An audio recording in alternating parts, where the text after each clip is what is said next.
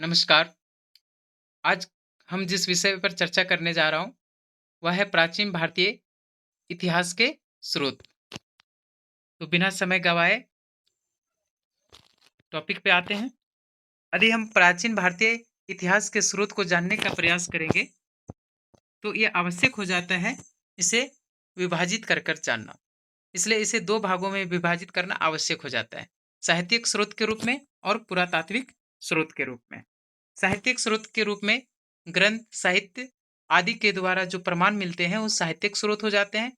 वहीं जो अभिलेख, सिक्का या किसी के अवशेष या उत्खनन के समय जो बातें हमें पता चलता है, वो पुरातात्विक स्रोत के अंतर्गत आते हैं। साहित्यिक स्रोत को भी हम 2 भागों में विभाजित करके देख सकते हैं। एक भारतीय साहित्य और दूसरा विदेशी साहित्य। भारतीय साहित्य में वेद या वैदिक, संस्कृत, पाली, प्राकृत या अन्य साहित्य। वहीं विदेशियों द्वारा विवरित विवरण साहित्य में मेगास्थनीज का इंडिका, हेवेनसांग, थाइयान द्वारा लिखित पुस्तकों के द्वारा जो विवरण भारत के बारे में मिलता है, वो विदेशी साहित्य के अंतर्गत आते हैं। साहित्यिक स्रोत को अगर हम देखते हैं, तो इसके अंतर्गत ब्राह्मण साहित्य के अंतर्गत ही ऋग्वेद, सामवेद, यजुर्वेद, यथर्ववेद, जिसमें से ऋग्वेद सबसे प्राचीन वेद का ग्रंथ है। ब्राह्मण आरण्यक आरण्यक अरण्य से बना हुआ है, और अरण्य का मतलब होता है जंगल। जो वनों में लिखा गया ग्रंथ है, उसे अरण्यक ग्रंथ कहा जाता है। उपनिषद उपनिषद में उपनिषद का अर्थ होता है गुरु के समीप जाकर या गुरु के सामने जाकर अपने प्रश्नों का उत्तर जानना।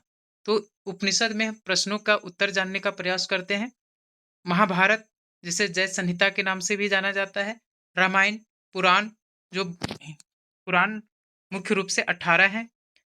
वहीं पे बौद्ध साहित्य में देखें तो विनय पिटक, सुत पिटक, अभिधम पिटक, महावंश, दीपवंश, ललित विस्तार, दिव्यवादन, बुद्धचरित, अश्वघोष, महाविभाष, वसुमित्र और जातक कथाएं आदि बौद्ध साहित्य के अंतर्गत आते हैं। ये सब एग्जाम के दृष्टि से अत्यंत ही महत्वपूर्ण है। पूछा जाता है इनमें से किसी एक का नाम लेकर और बोलेगा ये इनमें से कौन बौद्ध साहित्य है। जैन ग्रंथ के अंतर्गत कल्पसूत्र, भगवती सूत्र, अचरांग सूत्र आदि आते हैं, और इससे भी प्राचीन भारतीय इतिहास की जानकारी प्राप्त होती है। ऐतिहासिक साहित्य स्रोत के रूप में अगर कल्हन की राज तरंगिणी, वहीं चंदवरदाई की पृथ्वीराज रासो, जो पृथ्वीराज चौहान पर आधारित है। वहीं हर्षचरित्र का बाण भट्ट, मतलब हर्षचरित्र जो है बाण भट्ट द्वारा हर्षचरित्र लिखा गया। मुद्रा राक्षस जो है विशाख दत्त द्वारा लिखा गया। वहीं अर्थशास्त्र जो है वो कौटिल्य या चाणक्य द्वारा लिखा गया। अभिज्ञान शकुंतलम, जो कालिदास का बहुत ही प्रसिद्ध पुस्तक है, अभिज्ञान शकुंतलम। स्वप्न वासदत्ता भास द्वारा लिखित ये पुस्तक है। ये सभी से प्राचीन भारतीय इतिहास की जानकारी मिलती है। राजाओं द्वारा रचित साहित्य, तो सतवाहन के एक राजा हैं जिसका नाम है हाल। उनकी पुस्तक है गाथा सप्तसती। गाथा सप्तसती के रचयिता हैं हाल, जो सतवाहन वंश से संबंधित है। वहीं मतविलास परहसन जो महेंद्र वर्मन, जो पल्लव वंश से संबंधित रहे, वो। वहीं हर्षवर्धन ने अपना स्वयं का पुस्तक है रत्नावली नागानंद प्रियदर्शिका। रत्नावली नागानंद और प्रियदर्शिका। सोमेश्वर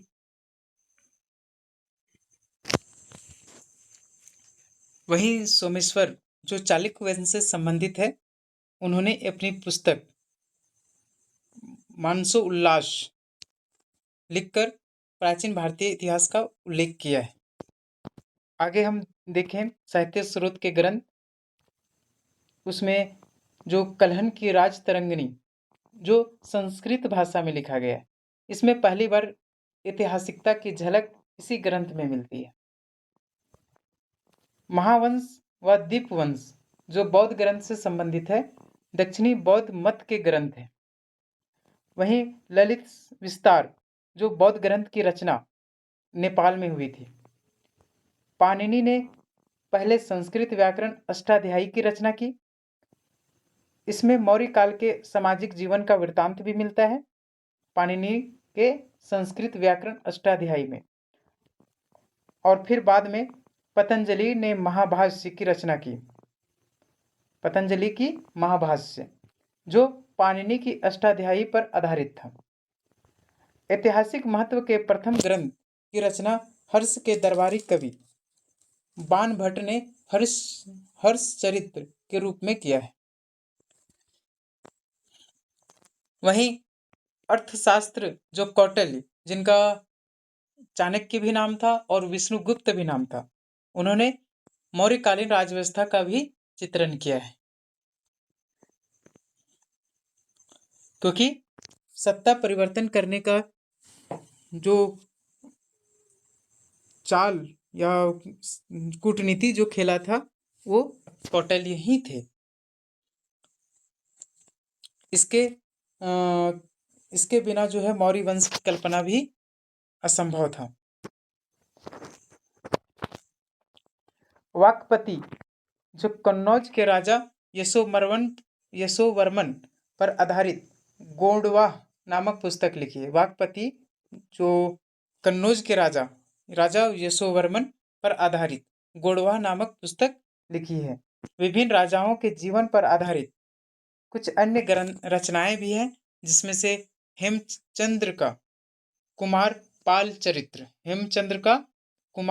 चरित्र, वहीं न्यायचंद का हमीर काव्य किसका है? न्यायचंद्र का।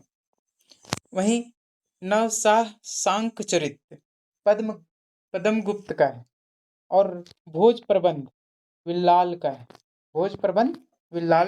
का है। तमिल में लिखी राजकीय जीवन चरितों में से नंदीकलम्बकम, नाम भी अजीब है, नंदीकलम्बकम जो पल्लव शासक नंदीवर्मन तृतीय की प्रशस्ति है, उसकी प्रशंसा इसमें मिलता है। तमिल में लिखित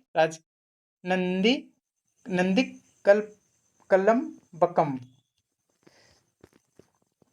ये था हम जो अभी तक पढ़े वो भारतीय साहित्य पर आधारित था। इसका हम नेक्स्ट वीडियो बनाएंगे विदेशियों पर आधारित साहित्य, या इसका आगे का भाग हम अगले वीडियो में जिक्र करेंगे। आज के लिए इतना ही। यदि हमारा वीडियो आपके लिए उपयोगी सिद्ध होता है तो आप कृपया इसे लाइक करें, शेयर भी करें और सब्सक्राइब भी कर दें। धन्यवाद।